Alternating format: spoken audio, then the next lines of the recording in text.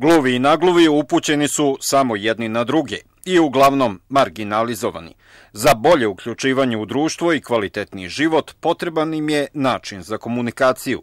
Neki od njih godinama su razvijali veštinu čitanja sa usana, ali većini je znakovni jezik jedini koji razumeju.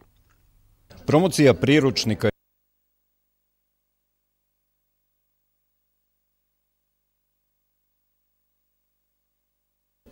Sve u redu sa vašim televizorom, ali ovako gluve i naglove osobe doživljavaju većinu televizijskih emisija. Zato ponavljamo ovu najavu. Promocija priručnika i multimedijalnog diska za bolje razumevanje sa gluvim i naglovim osobama održana je u sali opštine Novi Beograd. Mala škola znakovnog jezika trajeće do kraja jula. Polaznici će kroz dvodnevnu nastavu tokom vikenda naučiti kako da razgovaraju sa gluvim osobama.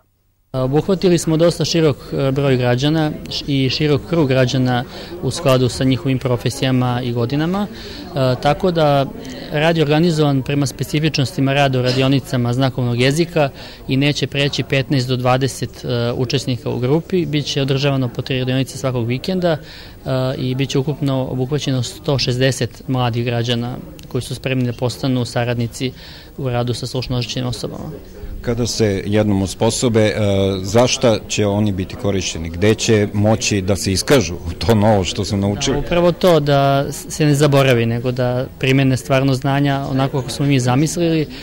Neće imati nikakvu obavezu, ali će ostati sa nama u kontaktu i da bude bilo potrebe da se uključe u neke aktivnosti u kojima učestvuju gluvi ili u krajnjoj liniji i da im omogućimo da se druže sa gluvima, što je naš cilj, oni će uspeti da primene svoje znanje znakovnog jezika. Osim toga, ima puno ljudi koji rade u domovima zdravlja, u apotekama, to su učenici u školama koji će, ukoliko naiđe osoba koja koristi znakovni jezik, biti u mogućnosti da joj pomogne i da ostvare komunikaciju.